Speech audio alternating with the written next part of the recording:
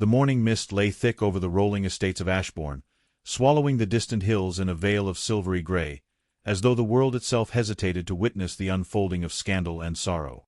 Lady Evelina's carriage creaked along the gravel drive, its wheels throwing up muted sprays of dew from the frozen earth. She sat rigid, gloved hands folded over her lap, heart thrumming with a mixture of dread and determination. Her father's name, once uttered with reverence in the halls of London, now drew whispers and sideways glances that stung sharper than any insult. The walls of the grand Ashbourne estate, gleaming under the pale winter sun, promised both refuge and exposure, for it was here, among the polished floors and glittering chandeliers, that society's gaze weighed heaviest. As the carriage doors opened, Evelina hesitated.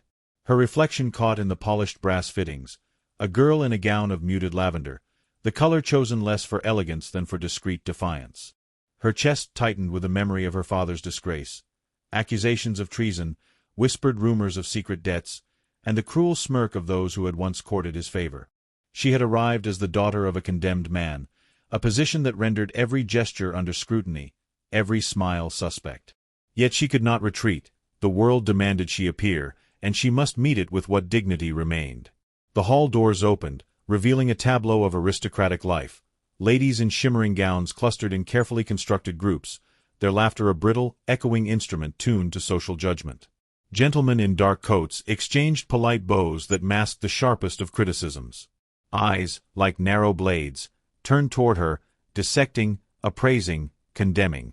The air seemed to contract, each whispered syllable pressing against her ribs, and she wondered briefly if she could bear another hour in this court of veiled hostility. A sudden hush fell across the room as a tall figure entered from the far end, a presence at once commanding and severe. The war-duke, whose name alone stirred awe and fear, moved with a precision that suggested battles fought and won, scars hidden beneath the impeccable tailoring of his coat. His eyes, dark and fathomless, swept the room, resting for the briefest of moments upon Evelina.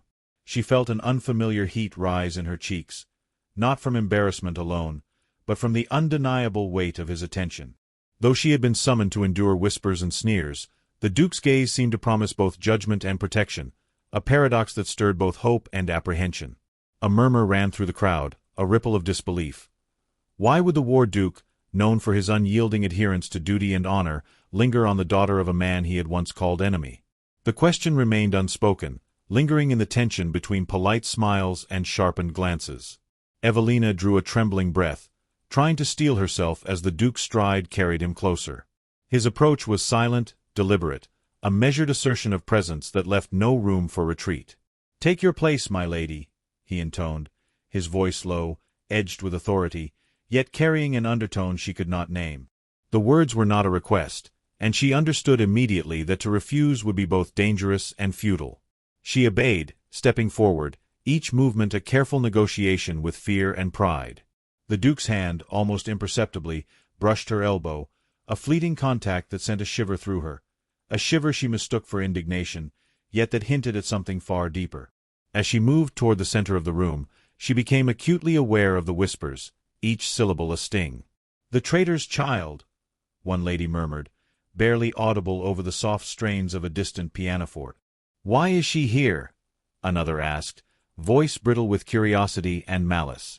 Evelina's pulse quickened, every heartbeat a drum against her ribs. She had imagined these humiliations countless times, but none had ever struck so sharply as the reality of living them in the gaze of the powerful and the privileged. A tray of delicacies was offered by a young footman, and she accepted with trembling grace, careful not to spill, careful not to attract further attention. Yet the slightest slip, a quivering hand, a gaze that lingered too long, was sufficient to ignite renewed whispers. The room felt alive with judgment, a predator circling its prey. And throughout it all, the Duke remained near, his presence a paradoxical shield, silent and resolute. Yet even this protection carried the weight of tension. His expression betrayed no emotion, and she could not tell whether his closeness was for duty, curiosity, or some unspoken, more perilous interest. Moments stretched and bent under the oppressive weight of society's scrutiny. Evelina's mind, usually so sharp and precise, began to falter under the relentless scrutiny. Each compliment offered to another lady, each bow exchanged with calculated elegance, felt like a personal slight. She recalled her father's voice, stern and urgent, urging her to endure, to maintain composure, to let honor prevail even when the world sought to trample it. Yet as she stood, caught between humiliation and the unyielding gaze of the Duke, she questioned whether honor alone could protect her from the relentless tide of scorn. A sudden shift in the room drew her attention. The Duke's gaze had sharpened, a subtle yet unmistakable signal that something had drawn his concern. Her eyes followed his to the corner, where a young lord, emboldened by the crowd's attention, whispered a cutting remark too clearly. The Duke's hand moved with sudden precision, catching the lord's wrist in a firm grip, his dark eyes locking onto him with a silent warning. A collective shiver passed through the assembly. The Duke's authority was absolute, and even a hint of impropriety against Evelina would not go unchecked. Evelina felt her pulse ease slightly, the heat of fear tempered by a flicker of relief. Yet the complexity of her situation pressed heavily upon her. She was protected, yes, but by a man whose motives she could not discern, whose power was as imposing as it was inscrutable. Her gratitude mingled with anxiety, and a quiet, almost imperceptible yearning began to stir, an awareness that her fate was now entangled with a man whose past was as tumultuous as her own. The pianoforte shifted, a melody rising that seemed to echo her turbulent emotions. The room's energy changed, anticipatory and electric, and she realized that the scrutiny had not yet ended. It would follow her through every measured step, every delicate gesture, every whispered conversation. Yet in that tension, she discovered a peculiar sense of vitality, a sharp awareness that she had survived each moment thus far and could endure the next. Her reflection in the polished marble reminded her of the vulnerability she carried, of the precarious balance between public shame and private strength. She adjusted her gloves, straightened her back, and inhaled the faint scent of polished wood and candle wax.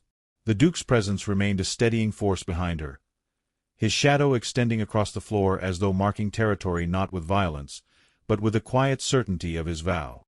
As the afternoon waned and the sun dipped low, casting elongated shadows across the hall, Evelina felt a flicker of resolve. She would not crumble beneath the weight of whispered slanders. She would survive, she would endure, and perhaps, in time, she would understand the measure of the Duke's enigmatic protection. But as she turned slightly, her eyes meeting his in a fleeting glance, a new realization struck, a realization that the boundaries between duty, desire, and danger were thinner than she had imagined, and that the path ahead was fraught with uncertainties far deeper than social humiliation alone. The soft murmur of the departing guests rose behind her, and she lingered at the threshold of the drawing-room, a single step from exposure to the unknown. The Duke remained silently at her side, his presence a silent vow that was at once comforting and unsettling. And in that suspended moment, as the hall emptied into shadows and the last flicker of candlelight danced upon polished floors, Evelina understood with sudden clarity. The protection offered was no mere courtesy, no simple duty. It was a promise that carried with it a force capable of stirring hearts and unraveling the most carefully guarded composure. The wind rattled the tall windows, a subtle herald of storms yet to come, and Evelina's lips parted slightly as she asked the question that had been growing in her chest since the carriage arrived. Why do you stay so close, when the world wishes me harm? The Duke's reply came low, almost inaudible, yet precise in its weight. Because, my lady, I have sworn it. And some vows, once made, demand more than honor alone.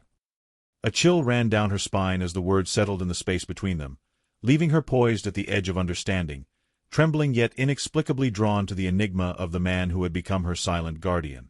The London season arrived with a crispness in the air that cut through the warmth of candlelit ballrooms and gilded parlors, carrying with it the sharp scent of scandal, intrigue, and expectation.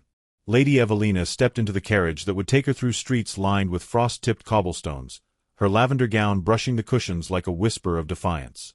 She had grown accustomed to the weight of attention, both cruel and curious, yet each new season felt like stepping onto a tightrope stretched over a pit of judgment and ridicule. The city, with its towering lampposts and bustling carriage traffic, seemed indifferent to her presence, yet every glance that lingered too long was charged with curiosity and quiet malice. She clutched her gloves tightly, feeling the familiar tremor of anticipation, and allowed herself a brief prayer that she might navigate this social labyrinth unscathed. Upon her arrival at the estate of the Marquis of Blythe, the chatter of waiting guests reached her ears as the carriage doors opened. Servants, in livery of deep emerald and gold, held back the throng with practiced politeness, though the whispering began immediately. "She is here," said one lady, her tone brittle with scorn. The daughter of a traitor, daring to breathe among us as though nothing has occurred. Another voice, softer but no less piercing, added, "It is said the Duke tolerates her presence. Perhaps he finds some amusement in defiance." Evelina bowed her head slightly, maintaining a veneer of composure as she stepped onto the polished stone steps. She had learned that dignity was both shield and armor, and that every misstep would be magnified by those eager to witness her failure. Inside, the ballroom glittered with chandeliers whose crystals cast prisms of light across the polished floors. The scent of roses and candle wax mingled, intoxicating and heady, as music from a distant string quartet floated through the space. Evelina felt a familiar pang of alienation as she noted the meticulous arrangements of social cliques, ladies in gowns of silk and satin whispering behind delicate fans, gentlemen observing her from the periphery with expressions ranging from curiosity to thinly veiled contempt. Yet, as her eyes swept across the room, a subtle reassurance appeared in the figure of the Duke, stationed near the far wall, his stance unwavering, his eyes tracking her every movement. Though he offered no greeting, no words of comfort, his presence alone spoke volumes. She was under his watch, his protection, whether she understood the full measure of it or not. The first small act of hostility arrived in the form of a note, slipped under her chair while she was distracted by a fleeting bow from a passing lady. She retrieved it, unfolding the fine paper with hands that betrayed only the slightest tremor. The words, penned with careful cruelty, mocked her father's disgrace and insinuated her own unworthiness to participate in polite society. Evelina's lips pressed into a thin line as she folded the note and tucked it into her sleeve. She did not cry, nor did she waver, yet the sting of those syllables lingered, a reminder of the precariousness of her position. In that instant, the hall seemed to swell with judgment, each whisper a needle aimed at her composure. Her attention, however, was drawn elsewhere, to a subtle anomaly upon her place at the table. A delicate pressed violet bookmark lay atop the invitation card, its edges faintly frayed as though handled with care. A shiver passed through her. Such a token, out of place amidst scorn, carried meaning beyond the material. She recognized the flower immediately. The violet, a symbol of endurance, modesty, and delicate strength. It was a gesture at once intimate and enigmatic, a silent acknowledgment of her trials. Evelina's eyes sought the Duke across the room, but he remained inscrutable, his expression unreadable. Yet she sensed, in the very timing and placement of the token, that it was his doing, a quiet assurance that her endurance did not go unnoticed. The evening unfolded with all the intricate choreography of a high-stakes performance. Invitations were distributed, dance cards were filled, and every bow and curtsy was measured to the exact degree of propriety. Yet, despite her careful conduct, the whispers persisted. A particularly cruel toast, offered by a wealthy viscount, rang sharply across the room, "To the daughter of the fallen, who dares to breathe among the privileged." Laughter followed, brittle and echoing, a chorus that left Evelina momentarily breathless. Her face, carefully composed, betrayed nothing, yet her pulse raced. She felt the weight of the assembled eyes, the intensity of judgment, and the suffocating press of social expectation. It was then that the Duke moved, as if summoned by the unspoken need of her presence. His stride carried him across the ballroom floor, deliberate and precise, until he stood before her. A hand, gloved and commanding, extended in invitation. For a moment, the room seemed to pause, the whispers faltering as all eyes turned toward the improbable sight. The War Duke offering his hand to the daughter of a man whose name was mud across London. Evelina hesitated, the flicker of fear and hope mingling within her chest. She placed her hand lightly in his, feeling the unexpected warmth and strength of his grip, and allowed herself to be led onto the dance floor. Their waltz was slow, deliberate, a movement of tension and elegance that captivated the room. Every turn, every step, every subtle glance carried layers of meaning. Defiance, protection, and perhaps the faintest stirrings of something more profound. The courtiers whispered furiously, speculating on the nature of the Duke's attentions, yet Evelina moved with measured grace, aware that each eye upon her might judge, might envy, might plot. Yet in that delicate space between music and motion, she found a fragile sense of affirmation. The Duke's choice to include her, to defend her publicly, was an assertion that her presence mattered, that her endurance was recognized.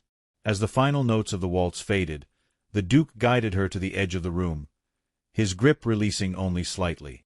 Evelina's gaze met his, and in that silent communion, a subtle exchange occurred, a promise of vigilance, of protection, of an allegiance that defied society's scrutiny.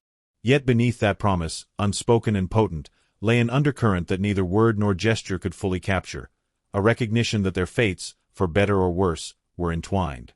A servant interrupted briefly, delivering a message that carried the weight of potential scandal, a note suggesting renewed investigations into her father's affairs, a reminder that society's scrutiny was relentless, and that danger, though veiled in polite language, approached swiftly. Evelina's heart clenched, but she did not falter. She looked to the Duke, whose expression remained unreadable, yet whose mere presence offered a shield against both whispered judgment and tangible threat. As the evening waned and the last guests departed, the room emptied into shadows and the subtle scent of extinguished candles lingered. Evelina stood near the hearth, the violet token still clutched in her gloved hand, a symbol of endurance and secret reassurance. The Duke remained nearby, silent, imposing, his eyes meeting hers with a depth that suggested not merely duty but a complexity of feeling she had yet to comprehend. And as the wind stirred outside the tall windows, rattling the panes with a promise of storms yet to come, Evelina understood, with a shiver and a sudden clarity, that the trials she had endured were but the opening act of a far greater drama. The protection offered was no mere courtesy. It was a vow, powerful and unyielding, binding her fate to a man whose intentions remained as enigmatic as they were compelling.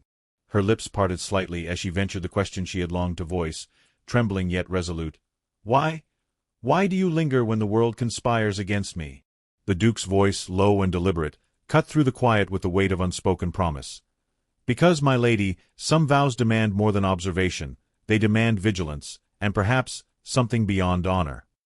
A chill ran through her spine, and the shadows of the room seemed to deepen, as though the walls themselves understood that the season had only just begun, that the storms of society and the stirrings of forbidden sentiment were already converging, and that the path forward would demand courage far beyond what she had yet imagined.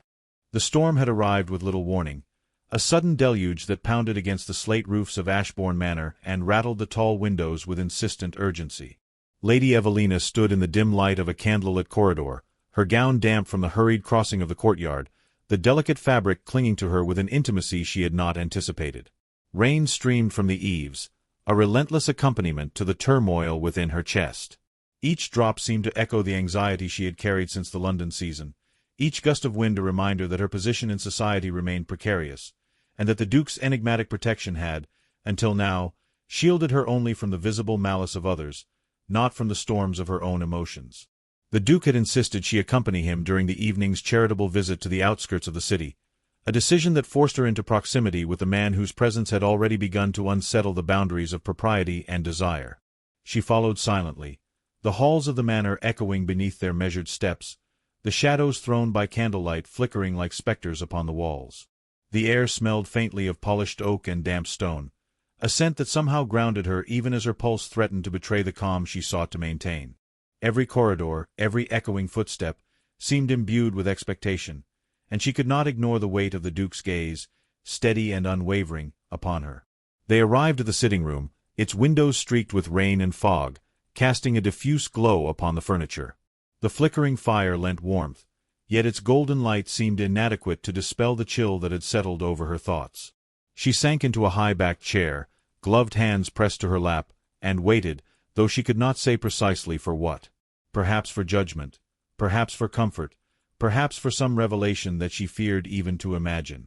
The Duke remained near the hearth, leaning against the mantel with an air of deliberate nonchalance, though his eyes betrayed a vigilance that seemed to encompass her entirely. She could not endure silence any longer. The tension in her chest, previously held in careful reserve, rose to a point of necessity. "Why do you remain so distant, yet ever present?" she asked, her voice low, almost lost beneath the patter of rain and the crackle of the fire. Her question hung in the air, delicate and probing, a tentative bridge across the chasm that had always separated their social roles and their private selves. The Duke's gaze remained fixed on the dancing flames, a subtle tightening of his jaw betraying the restraint he had maintained since their first encounter. At last, he spoke, voice low and deliberate, carrying the weight of a confession yet to be fully articulated. "Because, my lady, there is a debt I cannot repay, though I have sworn it for years. Your father once saved a life that was not his own to preserve. I swore, in the shadow of that debt, to protect you, and that vow cannot be undone by time or circumstance. His words were precise, measured, yet within them lay a tremor, a subtle hint of vulnerability she had never before glimpsed. Evelina's heart constricted, both with relief and with a sudden, dizzying awareness of the complexity of his intentions. She exhaled, trembling slightly, and met his eyes with a mixture of incredulity and defiance. "So it is pity, then? Duty only? Nothing more?" Her voice carried a brittle edge, a shield raised against the sudden intimacy his confession implied. She had feared exposure to the world. She had not anticipated exposure to the truth of the man who had become her unseen guardian. Her mind raced, weighing gratitude against pride, admiration against the gnawing ache of unspoken desire. He took a deliberate step closer, and the space between them seemed to contract, charged with an intensity that neither word nor gesture had yet fully conveyed. "Do not mistake my restraint for indifference," he said, his voice a low timbre, resonant with a depth she could scarcely name. "I am bound by obligation, yes, but also by observation, by an understanding of your courage, your dignity, and a force within you that defies every expectation of weakness. It commands attention beyond any vow." His gaze held hers, unwavering, and she felt the familiar tremor in her pulse, that dangerous flutter of something she had not permitted herself to name. For a moment, the world outside ceased to exist.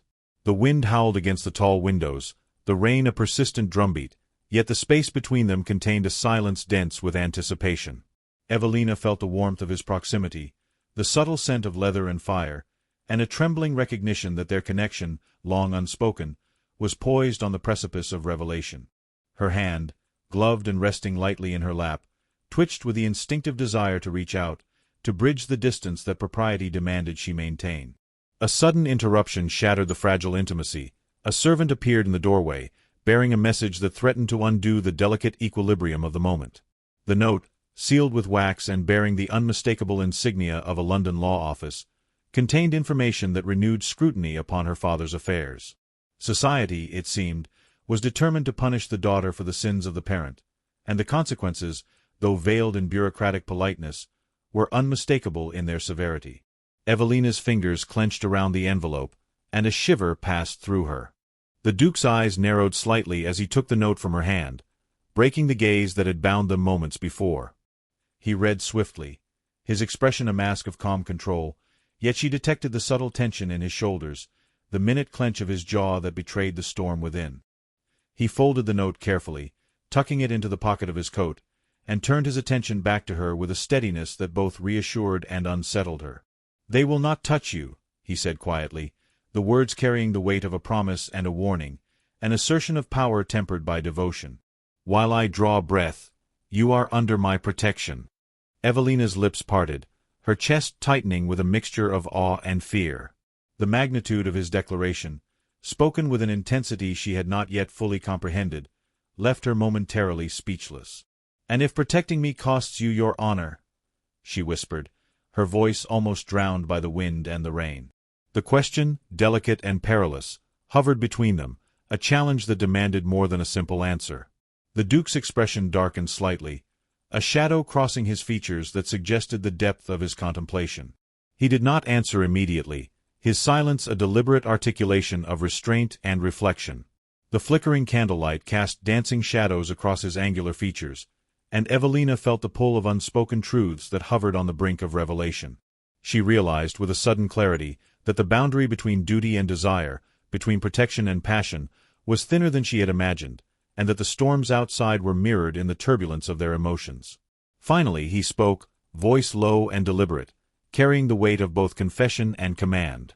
"Some vows demand more than honor," he said, his eyes locking onto hers with a gravity that left no room for misunderstanding. "They demand vigilance. They demand courage. And occasionally, they demand that a man confront that which he has long hoped to suppress." The cadence of his words, deliberate and resonant, left her heart fluttering, caught between apprehension and anticipation. Evelina remained silent for a long moment, absorbing the depth and complexity of his confession. Her mind, usually so measured and precise, raced with questions and possibilities, each one more fraught than the last. She understood now that the path before her was entwined irrevocably with the Duke's own burdens and desires, that the protection offered was not merely courtesy but a force that could alter the course of both their lives. The rain continued its relentless assault upon the windows, a symphony of sound that underscored the intensity of the moment. Evelina felt a shiver of both trepidation and longing, aware that the intimate truths now shared between them could not be retracted, and that the boundaries of propriety and social expectation were poised to clash violently with the stirrings of the heart. She swallowed hard, lips trembling, and took a small step closer, almost imperceptibly, toward the man who had become her silent guardian and her unexpected confidant. The shadows of the room seemed to deepen, as though the walls themselves understood that the events of this evening were a turning point, a juncture at which the stakes of duty, honor, and unspoken desire converged with clarity. And as the storm outside reached a crescendo, the Duke's eyes softened for the briefest instant, a vulnerability she had never before witnessed. "Evelina," he murmured, voice barely above the whisper of wind and rain, "understand that I am bound, yet I am not unmoved. The protection I offer is not merely a shield. It is the measure of my conviction, and perhaps of something far more dangerous than either of us yet admits." The candlelight flickered, casting elongated shadows that danced across the floor, and Evelina felt her chest tighten with a mixture of fear, hope, and anticipation. The room seemed suspended between the fury of the storm and the fragile intimacy that now defined their connection. In that suspended electric silence, she realized with sudden clarity that the journey ahead would demand courage, endurance, and a confrontation with emotions she had not yet dared to name. The morning in London was brittle with frost, a pale sun glinting off the stone facades of the grand townhouses as if the city itself sought to illuminate every secret, every whispered slight, every unspoken accusation. Lady Evelina arrived at the Marquis of Blythe's assembly with her carriage wheels crunching across frozen gravel, the lavender hue of her gown muted beneath a cloak of deepest navy. She carried herself with measured grace, though beneath the composure, her chest tightened with anticipation, a pulse of anxiety that spoke to the rumors and scandal that had spread like wildfire since the waltz at Ashbourne. Whispers of her supposed manipulations, the insinuations that she sought to bend the Duke to her will, had infiltrated every corner of polite society. Her father's disgrace, though distant in memory, still weighed heavily upon her, and every glance that lingered too long reminded her that she was both spectator and accused. The ballroom stretched before her like a glittering ocean of judgment. Chandeliers of cut crystal sparkled above, casting a lattice of light across polished floors and gilded walls, and the scent of roses and burning wax mingled in a heady perfume that made her nostrils flare with both elegance and apprehension. Gentlemen in black coats offered curt bows, their eyes sharp with curiosity or veiled contempt, while ladies in silks and satins whispered behind fans, their voices brittle yet capable of cutting deeper than any dagger. Evelina kept her gaze low, her gloved hands folded in front of her, but the tension in her shoulders betrayed the inner turmoil she could not fully suppress. She had faced humiliation before, yes, but never had the stakes seemed so personal, so dangerously entwined with the man who had become both her guardian and her enigma. The Duke was already present, stationed near the hearth with his customary poise, a figure of authority and command that seemed impervious to the chatter of the room. His dark eyes, steady and unyielding, sought hers the moment she entered, a subtle acknowledgment that their unspoken accord remained intact. Yet even in his measured composure, Evelina detected a shift, a shadow of urgency beneath the mask of control, a hint that the storm of gossip and societal judgment had reached a crescendo that required action, and perhaps confession. The assembly proceeded with meticulous ceremony, dance cards filled, bows exchanged, and polite laughter masking the sharper edges of intrigue. Evelina maintained her composure with careful attention, though each whisper and sidelong glance pressed upon her like the weight of invisible hands. A sudden movement at the head of the room drew every eye. The Duke, his posture unwavering, strode forward, his voice ringing with authority that silenced murmurs in an instant. "Ladies and gentlemen," he began, his tone precise, measured, yet carrying the unmistakable weight of conviction, "it has come to my attention that unfounded allegations regarding Lady Evelina's conduct have circulated this season. Let it be known that these claims are without merit. Any attempt to besmirch her honor shall be met with the scrutiny it deserves." His words fell like hammers across the polished floor, echoing in the vast space, leaving the assembly startled and awed by the audacity of his declaration. Evelina's breath caught, the heat rising to her cheeks, not from embarrassment but from the raw, unanticipated courage of his intervention. She rose, gloved hands trembling ever so slightly, and allowed herself a fleeting glance at the Duke. His expression remained guarded, but she could sense the undercurrent of emotion beneath the surface, the intensity of his commitment, the peril inherent in his public defense of her, and the unspoken depths of feeling that his silence had long concealed. The room, though still wary, had shifted. The whispers of doubt and scorn were momentarily hushed, replaced by an electric tension that spoke to both fear and fascination. After the assembly, she found herself drawn into a quiet corridor, the echo of departing guests leaving only the crackle of the hearth and the distant hum of London's frost-bitten streets. The Duke followed closely, his shadow long and commanding, yet his eyes softened as he regarded her. "Do you understand what has transpired?" he asked, voice low and deliberate, each word carefully weighed. "I have risked reputation, position, and standing to ensure that your name is not further tarnished. Do you comprehend the gravity of that act?" Evelina swallowed hard, her pulse a rapid drumbeat beneath the lace of her gloves. "Yes," she whispered, voice taut with emotion. "I understand. I cannot express how." Her words faltered, the adequacy of language insufficient to capture the surge of gratitude, astonishment, and fear that flooded her heart. The Duke's gaze held hers, unwavering, and she felt herself drawn into a force that was at once protective, possessive, and infinitely complex. He stepped closer, the space between them charged with tension, and for the first time, the formalities and constraints of society seemed to fall away, leaving only the stark clarity of shared understanding. "This protection is no trivial courtesy," he said, voice low, resonant. "It is an assertion of my will, of my judgment, and of a principle I have long considered immutable, that those who have endured injustice are owed more than mere sympathy. They are owed advocacy, vigilance, and, if necessary, defiance against the world itself." The cadence of his words, deliberate, left Evelina both awed and disoriented, caught between admiration, fear, and an awareness of emotions she had yet to name.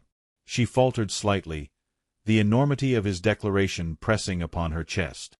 "And yet," she murmured, "you have bound yourself not only to duty but to me. What becomes of you, then? Does honor, station, or reputation matter less than safeguarding a single life?" Her question hung in the candlelight, delicate yet incendiary, challenging both him and herself to confront truths long avoided. The Duke's gaze darkened, shadows lengthening across his features. He exhaled slowly, deliberately, as though weighing the precise measure of response. "Yes," he admitted at last, voice taut with the restraint of years. "I have chosen to place duty and principle above the dictates of society, yet I do not act solely from obligation. There is something indefinable, that compels me to remain steadfast in your defense, regardless of consequence." The intensity of his admission left her breathless, the truth of his conviction searing and undeniable. For a long moment, they regarded each other in silence, the room reduced to flickering firelight, shadows, and the echo of unspoken sentiment. The storm outside had waned, but the turbulence within remained, a force as formidable as any gale, as compelling as the most insistent tide. Evelina realized, with a mixture of fear and exhilaration, that the Duke's declaration had shifted the balance between them irrevocably, that the terms of engagement were no longer confined to social protocol or guarded civility. Finally, she spoke, voice trembling but resolute. "Then tell me, what is it that you seek of me? Is it obedience, gratitude, or merely acknowledgment of your courage?" Her words carried both challenge and invitation, a fragile probe into the depths of his intentions. The Duke's lips curved into the faintest shadow of a smile, his eyes dark and fathomless. "None of these," he replied, voice measured yet electric. "I seek only your understanding, and perhaps your recognition, that some bonds, once forged, demand more than propriety, more than vigilance, more than honor itself." He stepped closer, the heat of proximity undeniable, and Evelina felt her pulse quicken, the room narrowing to the precise space between them, charged with expectation, revelation, and a promise of dangers yet to come. Outside, the faint stirrings of winter wind rattled the windows once more, a subtle herald of challenges that would test both courage and conviction. Evelina understood, with sudden clarity, that the journey ahead would demand not only endurance but the courage to confront desires and truths long concealed. The Duke's declaration had altered everything, leaving her poised at the precipice of revelation, longing, and the uncertain tide of emotion that now surged between them. and as the last flicker of candlelight danced across polished floors, Evelina's lips parted slightly, the question she had long restrained escaping in a whisper. "Then, tell me, your grace, what do you intend to do next?" The Duke's eyes, dark and unyielding, met hers with unwavering intensity. "Whatever is necessary," he replied, voice low, carrying both warning and promise, "to protect what I have sworn to guard, and perhaps to claim what cannot remain distant forever." The air seemed to thrum with anticipation, the storm both without and within echoing the impossible magnitude of their connection. In that suspended, luminous moment, Evelina felt the inexorable pull of fate and desire, the promise of trials yet to come, and the unmistakable knowledge that the world beyond the walls of the manor would soon demand a reckoning neither of them could fully anticipate. The evening descended upon Ashbourne Manor with a quiet intensity, the sky streaked in bruised purples and dusky golds as the final rays of the sun surrendered to twilight. Lady Evelina stood at the balcony, the chill of the autumn air biting through the layers of her lavender gown, her fingers brushing the wrought iron railing as if anchoring herself against the tumult of her thoughts. The gardens below were shrouded in shadows, the fountains silent, the roses trembling in the breeze as though sensing the unrest that gripped her heart. Tonight, she knew, the delicate balance between propriety and desire, between protection and passion, would be tested to its absolute limit. The Duke emerged from the doorway, his presence commanding yet silent, each step measured and deliberate as he approached. The firelight from the hall behind him painted shadows along the angular lines of his face, revealing a gravity that both unsettled and fascinated her. He carried no letter, no official summons, nothing to mark ceremony or duty. Yet the weight of his gaze, unwavering and intense, communicated a message more urgent and intimate than any formal declaration could convey. Evelina felt her pulse accelerate, the familiar heat in her cheeks, the tremor in her hands, the dangerous flutter of anticipation that always accompanied his proximity. "You came," she murmured, her voice scarcely audible above the sighing wind, yet charged with a mixture of relief and fear. The simple acknowledgment of his presence carried a magnitude of meaning, a recognition of the unspoken promise that had bound them since the first days of scandal and whispered accusation. The Duke inclined his head, his dark eyes fixed on hers, unreadable yet magnetic, a storm held in careful restraint. "I did," he replied, voice low, deliberate, and resonant with authority. "For reasons that extend beyond duty, and perhaps beyond the limits of decorum." His words hovered between them, deliberate and taut, their weight pressing against the fragile walls of propriety that had long separated them. Evelina's breath caught, her thoughts racing, for she understood in that moment that the evening would demand honesty, courage, and the confrontation of desires long restrained. A sudden rustle of the wind through the balcony curtains drew her attention, and for a fleeting moment she imagined the world outside had shrunk to the precise space between them, charged with intensity, anticipation, and peril. "And what is it you seek?" she asked, voice quivering, though tempered by a measure of defiance. "Is it compliance, gratitude, or something that neither word nor gesture can fully capture?" Her words were both challenge and invitation, a delicate probe into the depths of the man whose presence had long dominated her thoughts. The Duke stepped closer, each movement measured, deliberate, yet imbued with the electric tension of emotions barely restrained. "I seek neither obedience nor mere acknowledgement," he said, voice resonant with certainty. "I seek truth. I seek courage. I seek the understanding that what has been promised, what has been sworn, is not mere protection, but a bond forged through peril, loyalty, and perhaps something far more perilous than either of us yet dares to name." His gaze held hers, unwavering, as if peering into the very heart of her soul, discerning courage and desire in equal measure. Evelina felt her breath falter, the wind tugging at her gown and hair as if urging her to surrender to the moment, to the gravity that had been building since their first encounter amidst whispers and social judgment. "Then speak it," she whispered, voice trembling with both anticipation and apprehension. "Tell me what must be said, and I will hear it, whatever the cost." The challenge in her tone carried both defiance and vulnerability, a combination that drew the Duke nearer, closing the last of the space that propriety had demanded they maintain. His hand, gloved and firm, lifted to brush a stray strand of hair from her face, a gesture delicate yet intimate, loaded with meaning. "Evelina," he murmured, each syllable deliberate, "know this, I have watched, I have waited, I have borne witness to every indignity, every whisper, every trial you have endured. And in every moment, I have recognized the measure of your spirit, the depth of your courage, and the indelible force of your presence. His voice faltered, just slightly, betraying the intensity of feeling he had long contained beneath layers of duty and restraint. She inhaled sharply, heart pounding, feeling a surge of emotion that threatened to overwhelm her measured composure. "And what of your own honor?" she asked softly, her lips trembling. "What of the world that watches, the judgments that await?" The question was both genuine and dangerous, for she knew the implications of challenging the Duke, of asking him to lay bare what he had long guarded. He hesitated for a fraction of a moment, the shadows of the balcony stretching across his features, revealing the weight of choices, of consequence, of vows held and promises tested. "Honor is nothing," he said finally, voice low, resonant with gravity, "when measured against what must be defended, against what is sacred, against what cannot be denied." His eyes searched hers, dark, compelling, unyielding, and in their depth she glimpsed the tumultuous storm of emotion he had long kept hidden. Evelina felt tears prick at the corners of her eyes, not from fear but from the overwhelming force of recognition, admiration, and desire that surged through her. She realized, with sudden clarity, that the connection between them had long surpassed protection, had long moved beyond duty, and now demanded acknowledgment, surrender, and courage of her own. She stepped forward, closing the last measure of space between them, her heart a drumbeat of uncertainty and exhilaration. "Then do not deny it," she whispered, voice trembling yet resolute, "if there is truth in what you claim. Do not let propriety, fear, or society stand between what must be recognized." Her hand brushed his sleeve, tentative yet deliberate, a gesture of both invitation and confession, bridging the gulf that had separated desire from expression. The Duke's eyes softened, his composure giving way to a rare and fleeting vulnerability.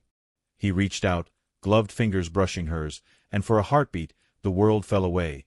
The flicker of candlelight, the chill of the autumn wind, the shadows of the manor, everything receded before the gravity of the moment. "Evelina," he murmured, voice taut with intensity, "what I have long guarded, what I have sworn to uphold, is no longer a matter of duty alone. It is a declaration of my heart, my resolve, and my unyielding conviction that you shall not endure harm alone, and that perhaps you shall not endure unrecognized by me either." Her pulse raced, tears glimmering in the corners of her eyes, heart caught between exhilaration and fear. "And if the world refuses to understand?" she asked, voice soft yet defiant. "If every whisper and rumor seeks to undo this moment?" He drew her gently closer, the shadows of the balcony and the flickering candlelight framing them in a private universe suspended above judgment and time. "Then let them whisper," he said, voice low, deliberate. "Let them speculate. I have sworn it, and nothing, neither storm nor scandal, shall compel me to falter. You are mine to protect, mine to honor, and perhaps mine to cherish, regardless of consequence." The wind gusted, flaring the curtains around them, carrying the scent of wet leaves and distant earth into the chamber. Evelina's heart swelled, a tumult of relief, hope, and unspoken desire, and she felt the full measure of the journey they had traveled together. The humiliation, the whispers, the tokens, the confessions, all culminating in this electric, undeniable truth. As the night deepened and the shadows lengthened, they stood close, the space between them no longer measured by propriety, but by the gravity of their shared conviction. Her hand rested lightly upon his chest, feeling the steady drum of his pulse, the strength of his presence, and the promise that had long remained unspoken but finally claimed. And in that suspended, luminous moment, with the city below shrouded in winter mists and the manor silent but for the crackle of the hearth and the whisper of wind, Evelina understood with a clarity she had not dared hope for. The trials, the whispers, the storms of scandal, they were not endings, but thresholds, and beyond them lay a force neither could deny. A connection born of circumstance, tested by judgment, and now recognized, blazing like a fire that could not be extinguished. She tilted her head, lips parted slightly, and whispered against the hush of the night, "Then, shall we face them together?" The Duke's hand rose, brushing a stray lock of hair from her face, his dark eyes holding hers with unyielding intensity. "Together," he vowed, voice low and firm, carrying the weight of every promise, every storm, and every secret yearning. The candles flickered, the wind sang through the halls, and outside, the first snowflakes of winter fell silently, a delicate witness to the irrevocable, incandescent moment that had finally come to pass.